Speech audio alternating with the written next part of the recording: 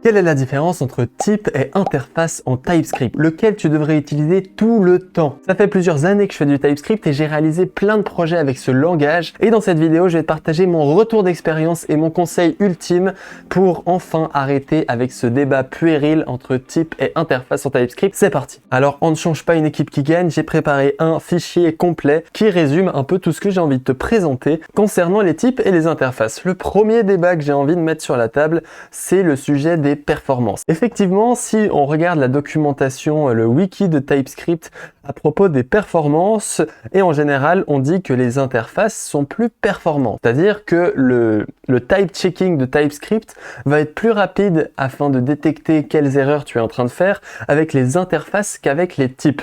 Mais ce débat est de toute façon un peu puéril, enfin cet argument est puéril, car effectivement il y a une différence. La différence, elle est minime. On la voit presque pas, et quand on fait des benchmarks, finalement, on ne se rend pas vraiment compte de cette différence. C'est-à-dire, les interfaces sont plus rapides pour le type checker. Cependant, c'est pas un argument valide concernant l'usage de l'un ou l'autre, car la différence est vraiment minime.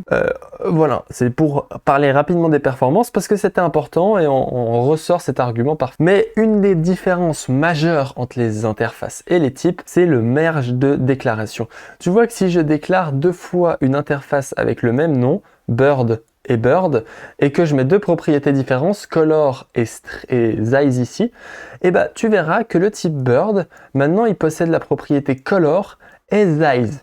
C'est-à-dire que ici on est bien face à une sorte de merge, un merge implicite, un merge pas explicite, un merge un peu automagique de ces deux interfaces, ce qui fait que tu peux étendre des interfaces uniquement avec cette syntaxe là. Comme tu peux le voir, personnellement je suis vraiment pas fan de cette syntaxe parce que c'est vraiment confus.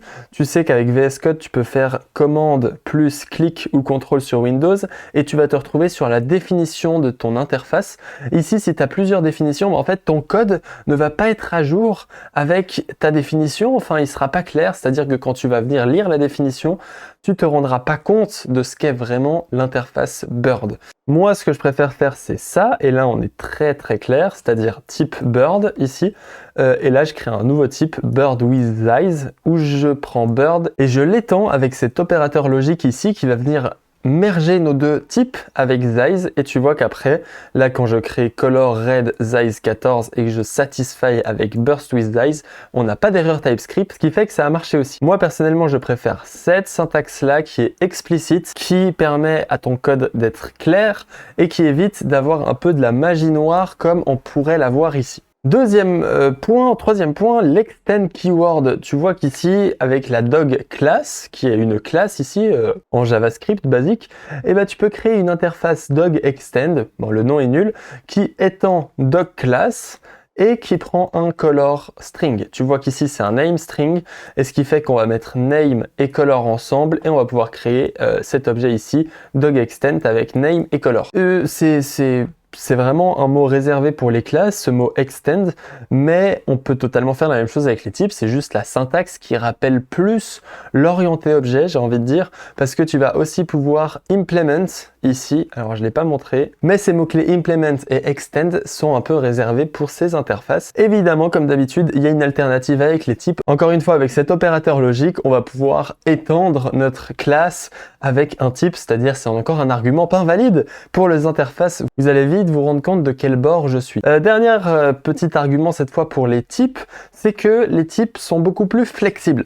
C'est-à-dire que tu vas pouvoir utiliser les types dans beaucoup plus de cas que les interfaces, notamment pour faire des unions, comme je suis en train de faire ici, tu es obligé d'utiliser un type. Pour faire des opérateurs ou, c'est-à-dire dog ou cat, tu vois ici que j'ai une classe dog qui a animal type dog et size number, et une classe cat qui a animal type cat et une color, ce qui fait que là, quand je déclare un animal avec animal type dog, eh ben je ne peux pas mettre de color, parce que tu te rappelles qu'ici j'ai mis size, donc je suis obligé de mettre une size, sinon j'ai eu une erreur TypeScript. Cet opérateur logique, qui est l'opérateur ou conditionnel, eh ben, tu ne peux l'utiliser qu'avec les types. Encore une fois, le et, tu peux évidemment l'utiliser qu'avec les types, et les tuples qui ressemblent à ça, c'est-à-dire définir les types qui sont dans un tableau, tu peux aussi les définir uniquement avec les types. De plus, tu vas me dire que tu peux faire ça avec les interfaces, juste que tu es obligé de créer des propriétés à l'intérieur de ton interface pour définir ce genre de type. Et aussi, tu pourras me dire qu'on peut faire un tableau avec les interfaces. Tu vois que si j'ai envie de définir le type string-array ici, tu peux le faire avec les interfaces avec cette syntaxe-là et machin, et ici index de number string. En fait, là, je suis en train de définir un type d'un tableau en TypeScript. Le problème, si tu fais ça, c'est que tu ne vas pas pouvoir utiliser toutes les méthodes. C'est-à-dire que là, si je fais array of string, que je crée une variable de type array of string et que j'essaie d'appeler .map dessus, et ben j'ai une erreur property map does not exist on type array of string.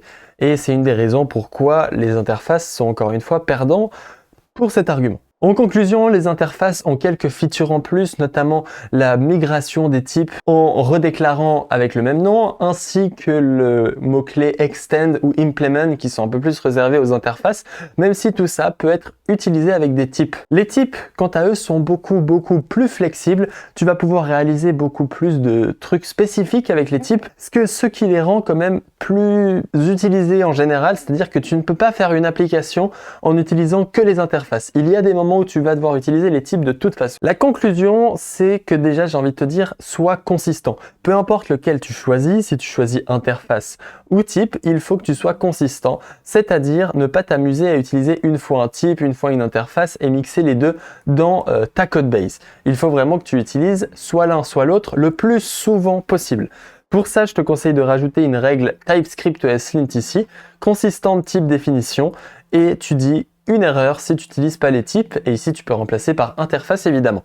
Même si moi, tu vas le voir, je te conseille d'utiliser les types tout le temps. Pourquoi? Parce que les types, comme tu as remarqué, sont plus flexibles, ils permettent de faire plus de choses et ils évitent le merging d'interfaces, ce que personnellement j'aime pas trop. Donc la règle que tu peux te dire, c'est utilise les types tout le temps, jusqu'à que tu aies besoin d'une feature spécifique aux interfaces. Par exemple, tu peux utiliser le merging des interfaces si tu en as besoin, mais comme tu l'as vu, tu peux totalement utiliser les types pour merger les types entre eux.